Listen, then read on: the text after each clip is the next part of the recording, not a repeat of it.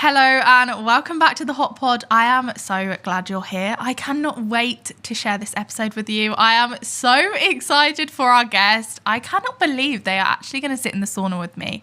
I am sure you're going to have a wealth of knowledge and are going to go away from this episode thinking, wow, I feel really great and empowered. So stay tuned and let's see who's coming on. Today I'm joined by the lovely Paula, who is a cycle breaking advocate and founder of You For Us. I cannot wait to hear about what she has to say. She's got so much knowledge in financial literacy and advocating for what you truly deserve and believe in. I hope you enjoy this episode. Hello, Paula. Hi, Lauren. Thank you for having me. Thank you for coming. I'm so excited to talk to you. Yeah, so am I. So I wanted to firstly ask you all about You For Us. Okay. And tell the listeners, if they've never heard of it before, tell them what it is. Okay. So I run an organization called You For Us, which I created in 2014 now. Wow. It's called You For Us because I believe when you are in your best place mentally, physically, emotionally, and spiritually, it impacts the us. So that us being your children, your family, your people, your community, ultimately the whole community. So when you're in your best place, it impacts the others. Yeah. So that's why it's called You For Us, because when you're in your blessed place, it impacts others as well. Yeah, so I've been doing that since 2014. At first, I started a lot around breaking cycles in financial literacy because I realized a lot of people's financial states weren't in the place they would like them to be. And it's not because they weren't good with money. We've never been taught how to manage money. So that was something I started off with. But ultimately, the organization is around breaking cycles, making sure that people can be the best versions of themselves for the next generation to come. Wow. And why did you decide that you wanted to start cycle breaking? Because I'm the first person to do many things in my family. I grew up in a environment that would have been classified as dysfunctional. Yeah. And I was the first person to do many things within my family. So I'm the first person to go to university, first person to have a profession, earn over a certain threshold, have property and so forth. So it was the mindset shift in me that made me achieve these things. So I just wanted to be able to show other people that if I could do it, they definitely can do it from the background that I was coming from. Yeah. And what was dysfunctional about your family when you grew up? Well, I grew up in a home that had substance misuse. And I also had domestic violence in my home. So I had to grow up. It was rough. Very early. So I was very responsible from a very early age. Yeah. So that's why I would call it a bit dysfunctional, because actually when I needed to be a child, I had to be an adult. Yeah. And how do you think that shaped you as a person? It's definitely made me resilient. Yeah. It definitely made me be more focused on what I want to achieve. Yeah. I also was a teenage mum, so I had my first daughter at the age of 16. So I was responsible from a very early age as well. So the way it shaped me is definitely that my daughter, I knew straight away that she was not going to experience anything that I experienced growing up. So that led me to become a role model that I never had. Yeah. Yeah. And how do you make sure every single day that your daughter has a completely different childhood to you?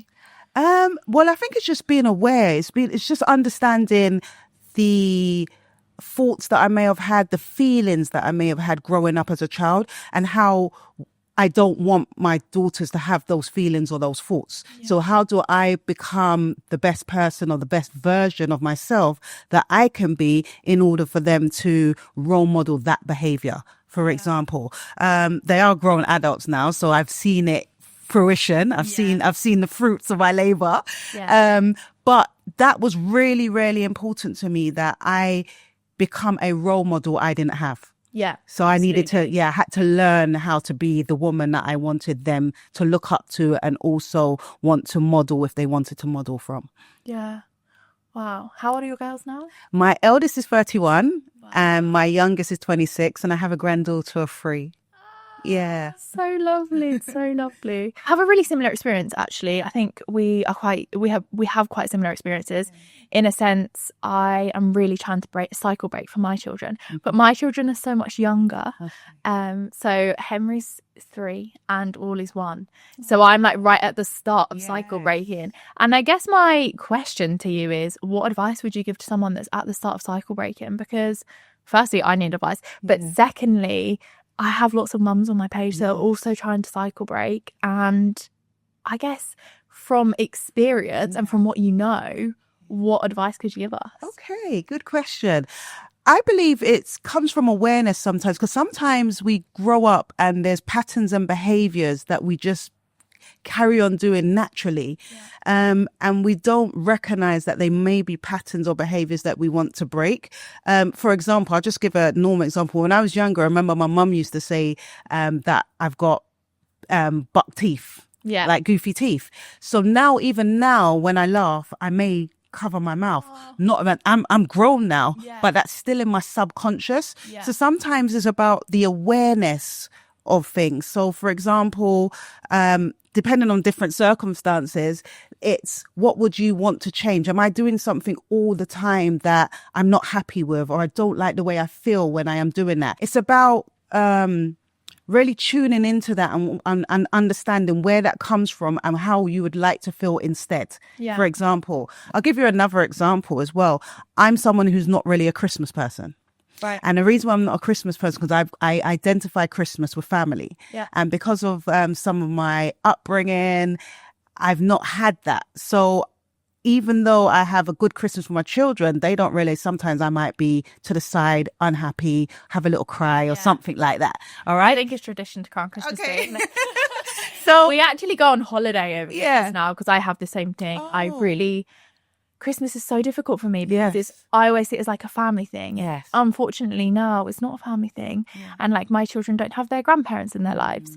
So that I really struggle with. So for the last 2 years, we've gone abroad and it's just been so chill and so nice. I've really enjoyed it. Instead of putting pressure on myself to make sure I enjoy Christmas Day with a dysfunctional family that actually I don't enjoy being around. And that's the problem. And I think you've just, two things, I'm going to come back to that, but for yourself, for the last 2 years, because you've said 2 years you've been away, for the last 2 years, I've told myself I get to choose how I feel about Christmas now. And that's the same for me. And that's made a whole difference. So that's kind of breaking. Changed my look on Christmas. Normally I'll be rushing around on Christmas Eve, wrapping up presents, getting last minute things. This year didn't have any of that. We actually did Christmas Day on the 23rd. So we had like Christmas Eve on the 22nd. Nice. And on Christmas Day we had like presents. We had a few presents that we took to the hotel, but it was so chill. We had a nice breakfast. We had a nice dinner. We watched the kids play. Like it was such a nice chill day. I didn't have to brace myself at a dinner table and think, oh, I can't say that, or there's going to be an argument soon, or do you know what I mean? Yeah, definitely. So you've reframed.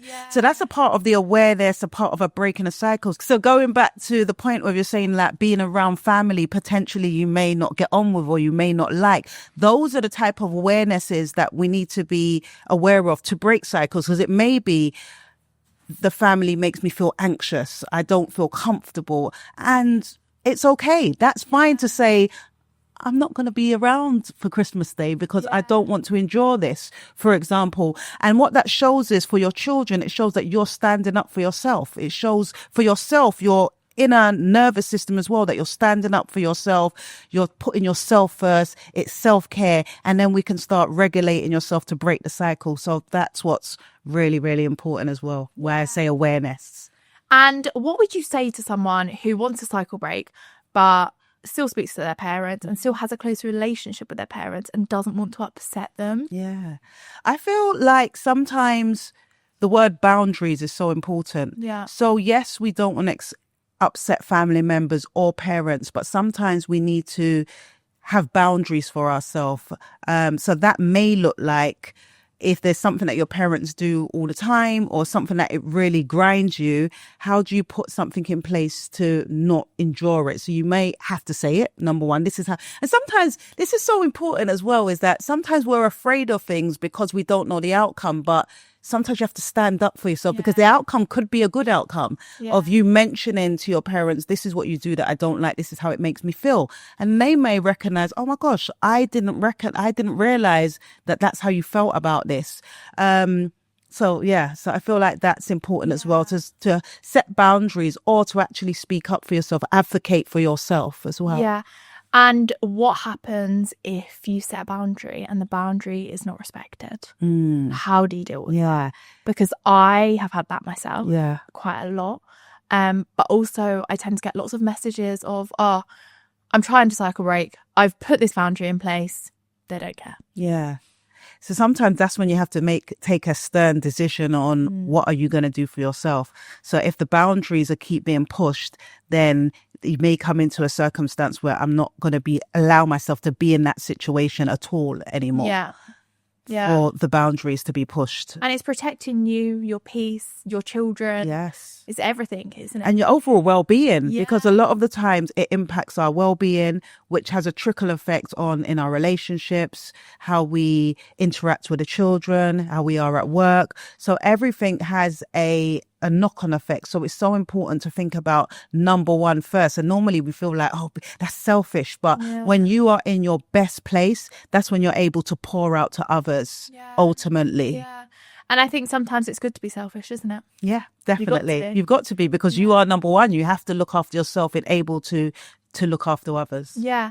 And okay, so I guess not only are you a cycle breaker, you're a cycle breaker advocate. So how did that come about? How did you decide I'm going to advocate for this? I feel like it's been on my heart for a very long time. So even from a child, I've always been someone who looks out for others. So I'll give you a story. When I was 13 years old, my best friend got kicked out of school. And her mum was like really tired of her behavior. She was like, I'm done with this. I can't be bothered. I'm done. And it really hurt me. I was like, oh my gosh. She's not in school. And I'll never forget, I went to a red telephone box because those days the red telephone box was still there. I called up a school and I pretended I was an adult. Hello, my name is, my daughter really needs to get back into school and it's so important. And we got the appointment. You were 13? I was 13. That's unbelievable. Yeah, we got the appointment. And then I had to say to her, look, we've got the appointment, but you need an adult to attend with you. So that's been in me from very young. Oh, that's a fire inside you. Thank you. And then from what I've gone through, from my own circumstances, being a young mum and so forth, it's led me to just want to help others, that some of the patterns, as I said earlier, the patterns, the habits, we think that it's just me. When actually it's not me. It's the circumstances that you've grown up with, the environment that you've grown up in that sometimes have led you to the behaviors that you have, and you are able to change them if you want to, and you become aware of the changes that you want to make. Yeah. And what's something that you wish you had known earlier when it comes to cycle breaking? Good question. Good question. I feel I would want to act sooner. Right. Because a lot of times fear holds you back. Yeah. And if you act sooner, you realize actually it wasn't that fearful. And now it's about being selfish again, isn't it? Yeah. And stepping out your comfort zone. Yeah. Because I feel like if you act sooner, you step out your comfort zone and you realize that it's not, the situation wasn't as scary as you thought it would be. Yeah. And that's I think that's something I would have definitely done earlier. I wouldn't have stayed in situations, environments as long as I did. Yeah. Out of fear of being alone or fear of hurting somebody else. I'm always thinking about somebody else. Yeah. Where sometimes it's important, as we've been discussing in this conversation, to really think about yourself. And how do you get over that fear though? You have to act. You have to take action. You have to believe in yourself. You have to believe in the goals that you want. You have to believe in the life that you want beyond what you have now, and try and move towards that. I think that was really important to me, that being not having school education and going to university I've always felt like I keep proving to myself, like I want to prove to myself, yes, you didn't have the school education, but I can study at university level. Yes, there's nobody around me that has a profession, but I can have a profession. So it's almost proving back to myself. And then once I've proven that, I've given scope for others around me to see like, oh, wow, if Paula can do it and Paula's done it, it can be done. Yeah. So I think that was really important. And what drives you to do that? Like, what drives you to do what you do? What drives you to be an advocate? I feel like being a young mum and the changes that I've made and seeing the positivity in my daughters, it's led me to know that in my environment that other people can do it as well. And I really believe that if we can break cycles as adults and have more, I wouldn't say, more healthy habits, more healthy patterns, more healthy mindset, it trickles down to the next generation. And I believe that every generation deserves a step up on the ladder. And once they have a step up on the ladder, they have good habits. And again, it passes down to the next generation. So that's my drive. I want the next generation of young people who may be in situations like me, if they had positive environment, it allows them not to go through so much turmoil. Yeah. And what would you say to someone that's currently stuck, doesn't really know how to shift? What steps would you tell them to take? Okay. I think at the beginning, What habits would you get them to? Yeah. Like what habits, how can they change their habits? I guess is my question. Yeah. I think it depends what their habits are. But when it comes to changing habits, you've got to have a goal on what you want to work towards. So, for example, if you go to bed late, for example, you're someone who just really always goes to bed late, which leads to you getting up late. Then you might want to set a habit that for the first 28 days, for the first month, for the first 2 months, I'm going to go to bed an hour earlier. Yeah. I'm going to switch off an hour earlier. And then once that comes 28 days and it goes on, at least 3 months, it becomes a new habit. You do that automatically. Yeah. So it's just allowing yourself to understand the things that you want to change and then working towards those. So, yeah. So do you think that cycles always start from trauma? No, actually, I don't. I feel like there's a difference between having a traumatic... People normally feel like a traumatic experience has to be something... Crazy. Like massive. Massive. Yeah. Where actually... It's not. It can be something very small. It can be living in a home with two parents who don't love each other but pretend that they do. Yeah. And I find that the smallest things chip away at you if it's every single day. Yes, definitely. So those types of things could be being in a house with parents that don't talk to each other. Yeah.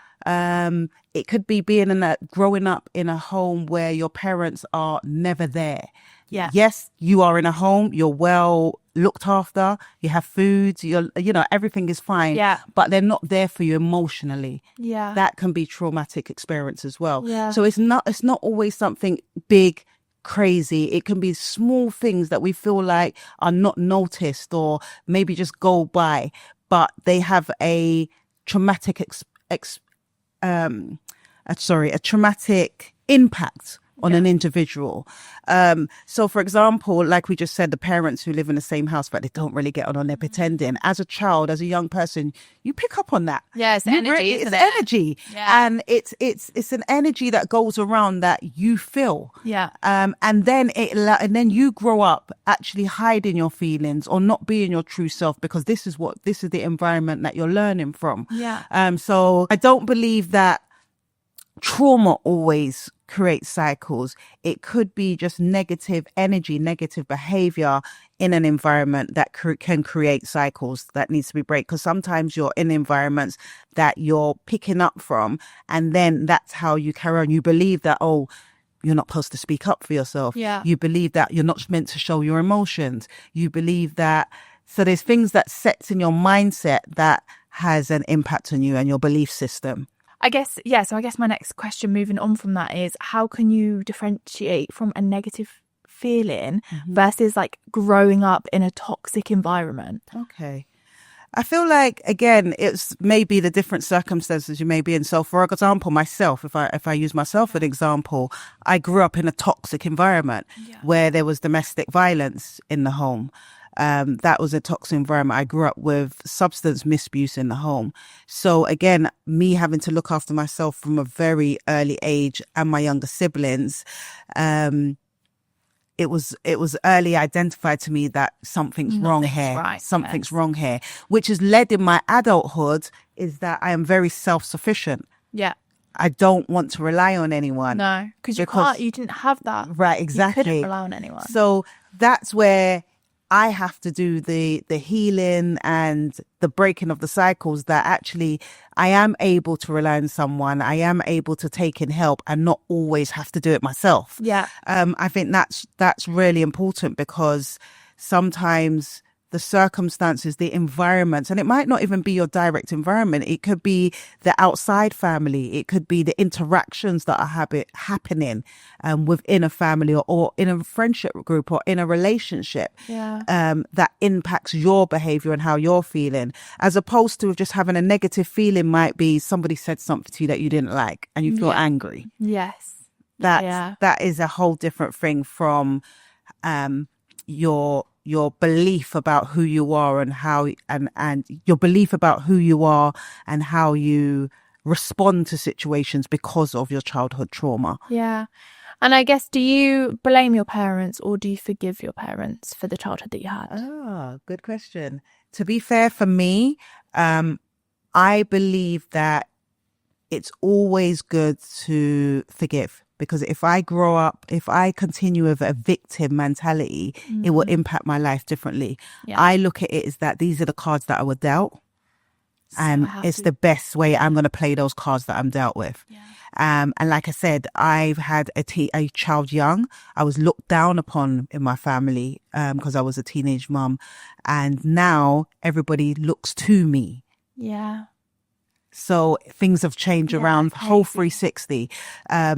But that's because of the drive I had inside myself, that I'm not only I'm going to prove everyone wrong, but actually it is a bit of that proving. Because of the childhood I had, it was almost like I've got to prove that I can be better than where I'm coming from. Yeah. And that is one of the drivers for me to make sure that I broke cycles. Like I said, I didn't have a role model growing up. Yeah. And I wanted to become that role model for my children, and which now I'm a role model within my community as well, not just my direct environment. Yeah. Crazy. And if somebody was at the start of their breaking cycle journey, what is 3 pieces of advice you would give them? Okay. I would start off with that you are worthy. Yeah. You are worthy of what you want. Yeah. I think that's really important, that self-belief that you are worthy of the changes and the life that you want to have. Yeah.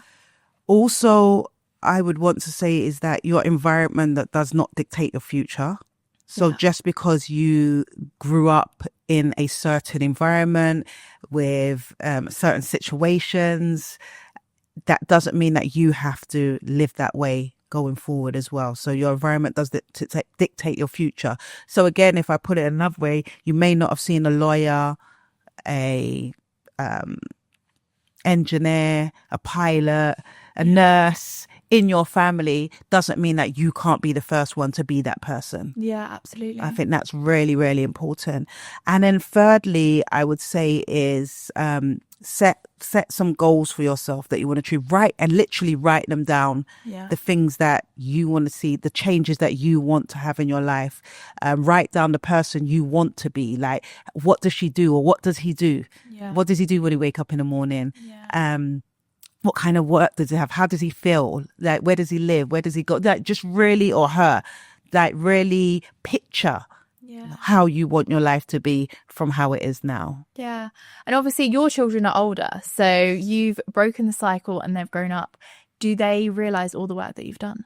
Oh, definitely. Yeah. I'm very open with my children, so they're fully aware of my childhood growing up. They're fully aware. I've always explained everything to them. They see the work that I do. And I believe that it's actually given them their own drive as well, as young people. So both of them are very successful in their own fields.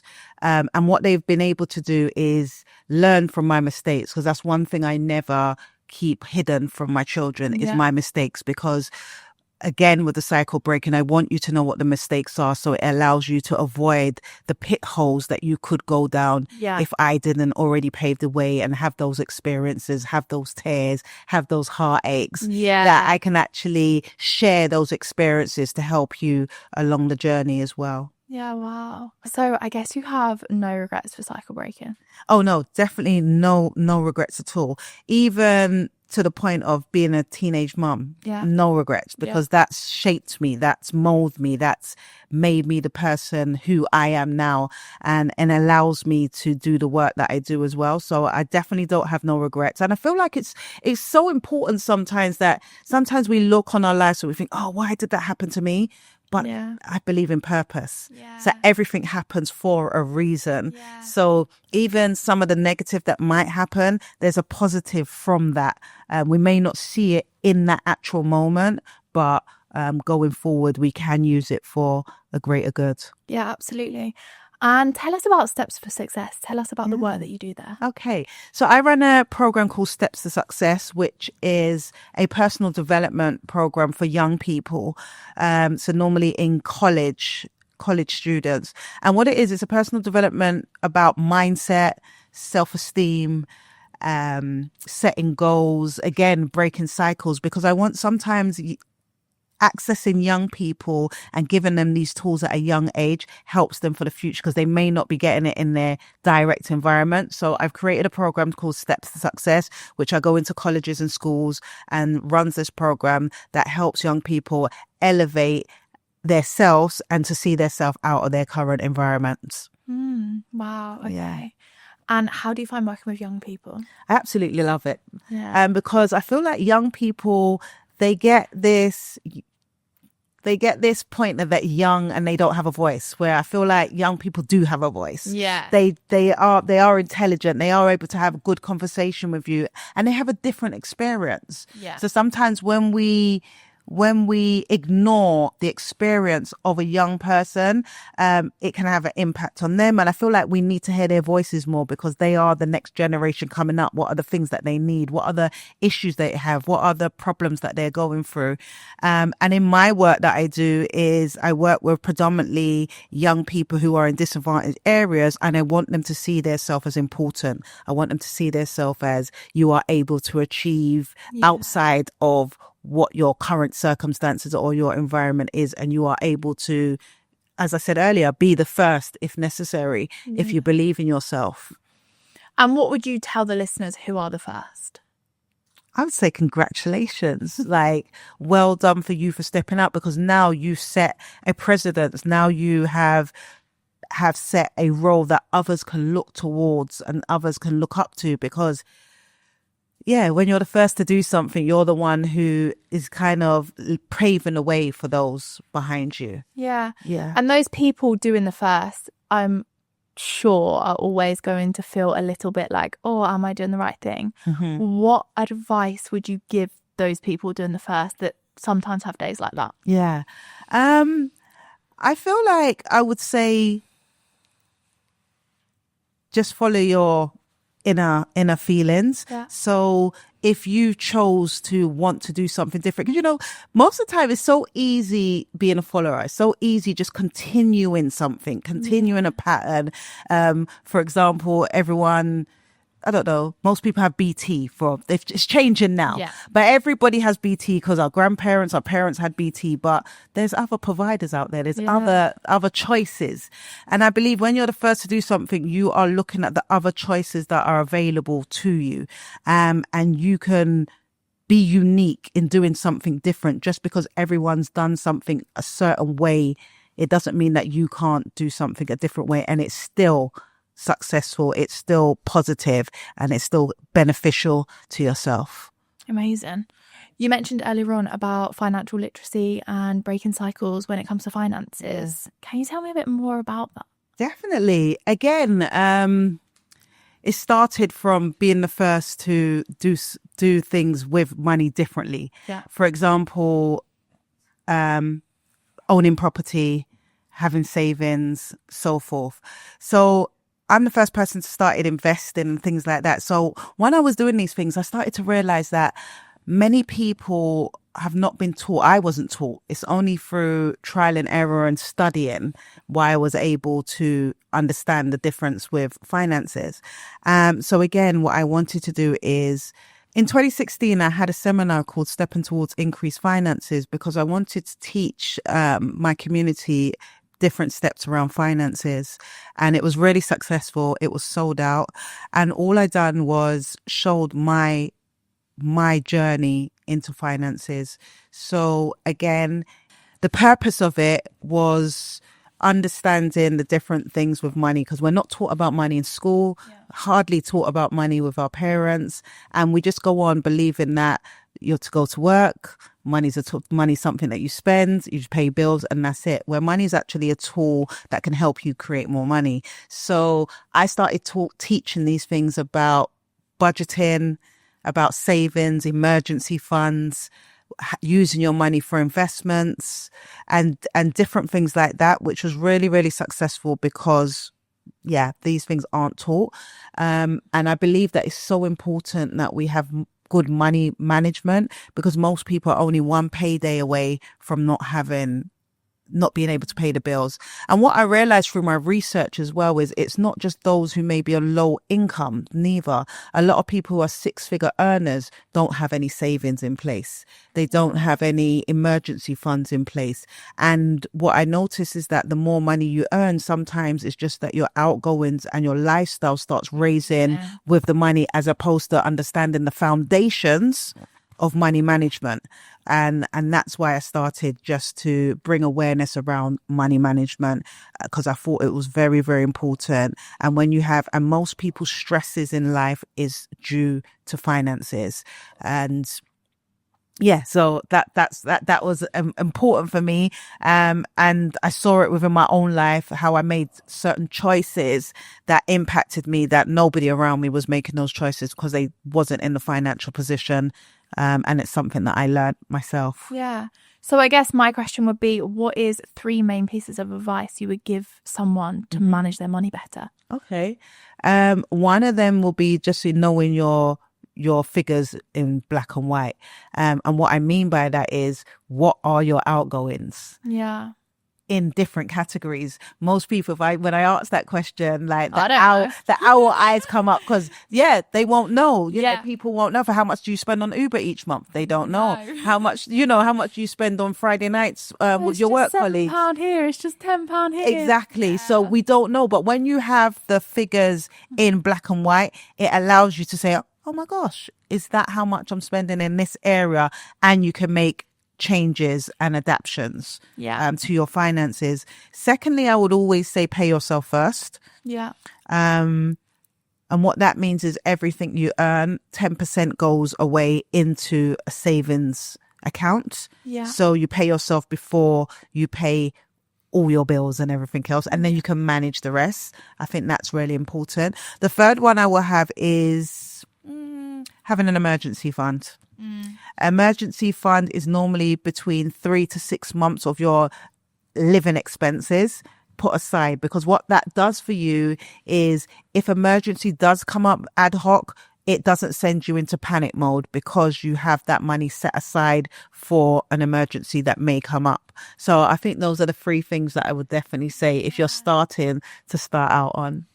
And for those people that are thinking, oh my goodness, I don't have an emergency fund. I don't know how I'm going to save an emergency fund. I don't know how to save money, and I don't save money. What is your pieces of advice for them there? Like, what 3 things would you say, this is how you start to save money? I feel like where our priorities lie, our money flows. So we've always got money for the things that we prioritize. Money's always available, isn't it? It is definitely available. And I always have the mindset, if you don't have it, earn it. You can always make money. So always make money. So if I personally think, if you are in a job that pays you a certain wage every single month and that's not serving you, then do a side hustle. Or find another way that you can up your earnings. Yes, definitely. Sorry. Go back to your advice. No, that's fine. That is good advice as well. There's always, because with additional income, you can find things that you're passionate about. Things that you love doing, things that you know.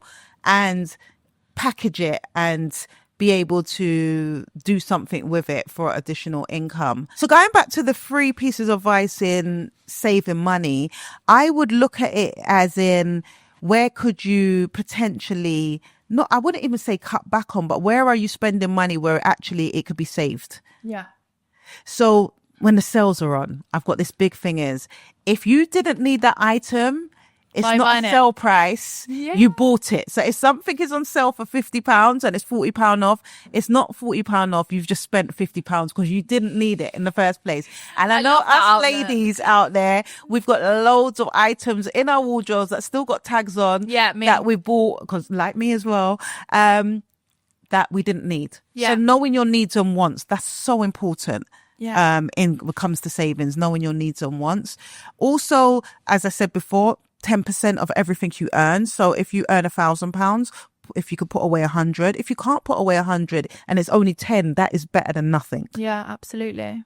So trying to put something away each month, even if it's not your target amount, but something away each month. And also just looking at your overall outgoings to see where you can save as well. So for example, I used the example earlier on of having the same provider each year. Start looking around at different providers every year. Don't let things roll on, like your car insurance, your phone. Look around, because my car insurance this year, I think I got it down for £300 just shopping around. Normally sometimes you would just let those things roll on because it's just easier to just roll on without shopping around. So I would say don't be lazy and shop around, because then where you can make those savings, that's something that you can put away in savings.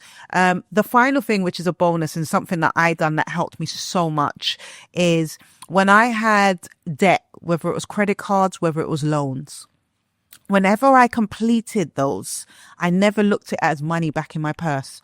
I continued as if I was still paying those monthly payments, and that money went into account towards savings. So if I needed it, I could use it, but I continuously carried on paying it out as if I was still paying those bills. Yeah.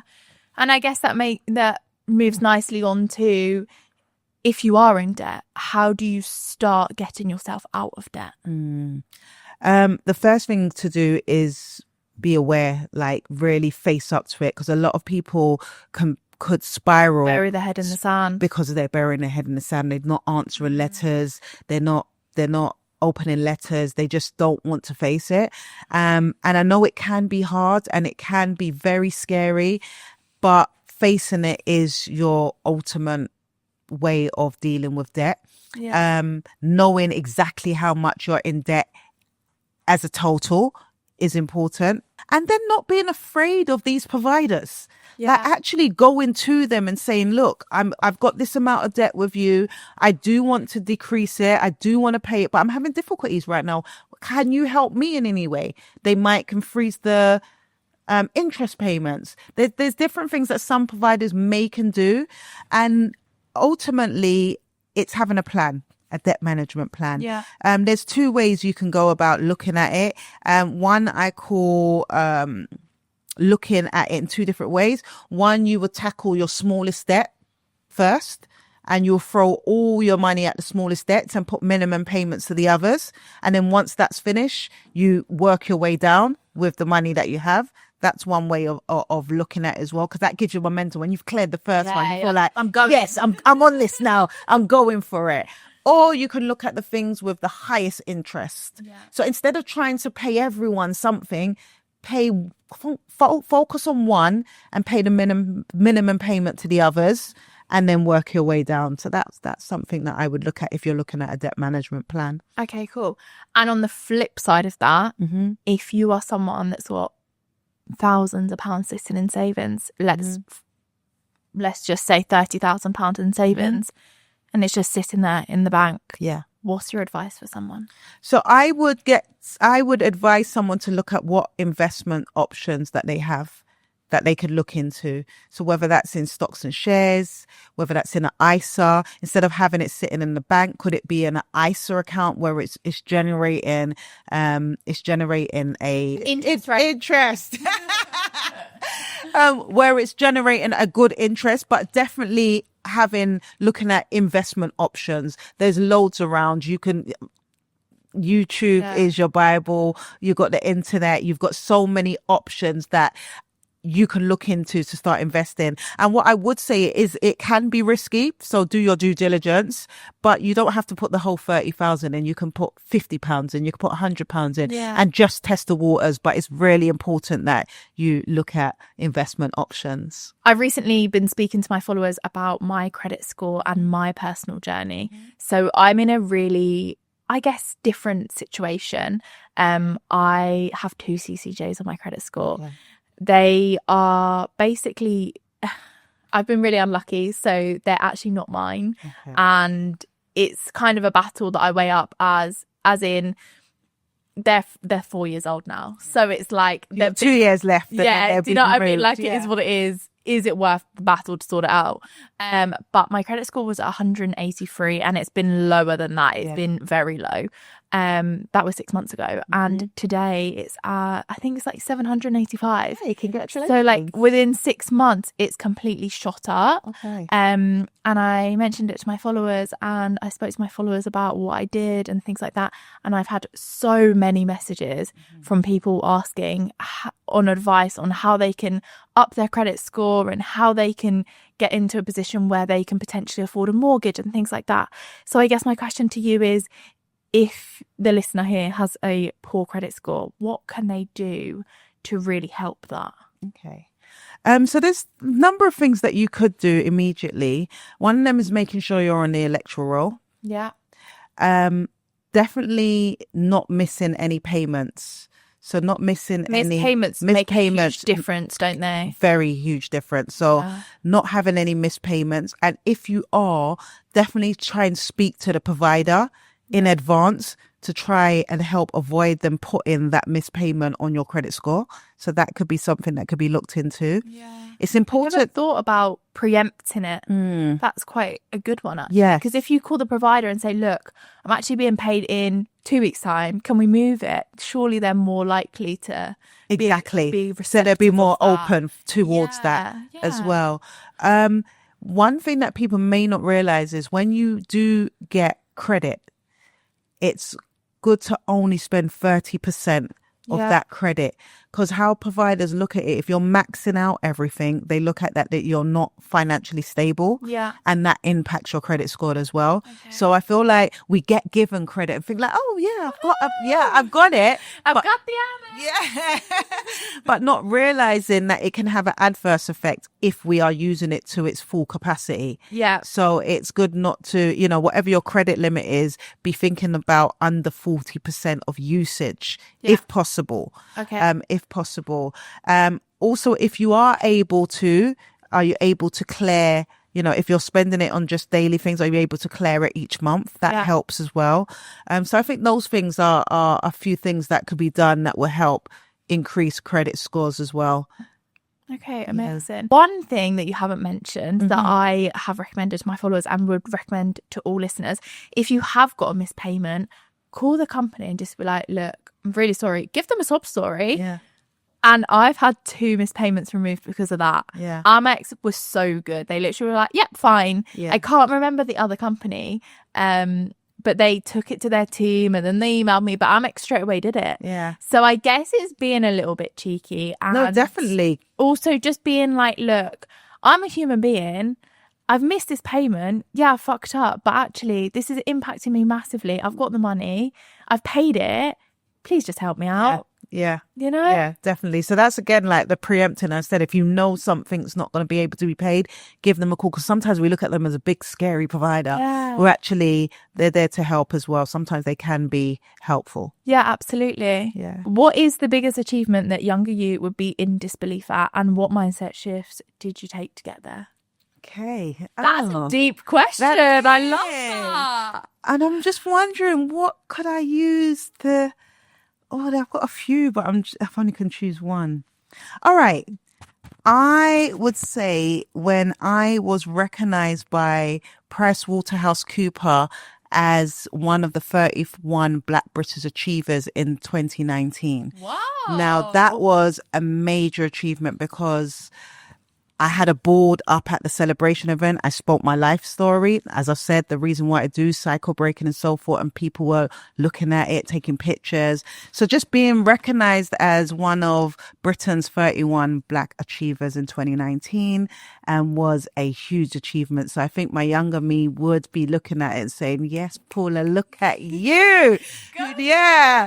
You know, as I said before, your environment does not dictate your future. And I'm a true testament that I've not allowed my environment, my upbringing to dictate what my future could be for myself. So when it comes to mindset and the question, I feel like I've had to put that self-belief that you need to at least try, because if you don't try, you will never know. Yeah, absolutely. And I think it's just having the mindset of your past will not define your future. Definitely. Yes. Well, I'm so glad that you've joined me on the Hot Pod today. It has been such a pleasure to talk to you, and I've loved every second. Oh, thank you so much. It's been a pleasure being here, and I've really enjoyed our conversation. Oh, thank you so much. You've brought so much value to the pod, and I'm sure the listeners are going to absolutely love hearing all your advice. So thank you. Thank you.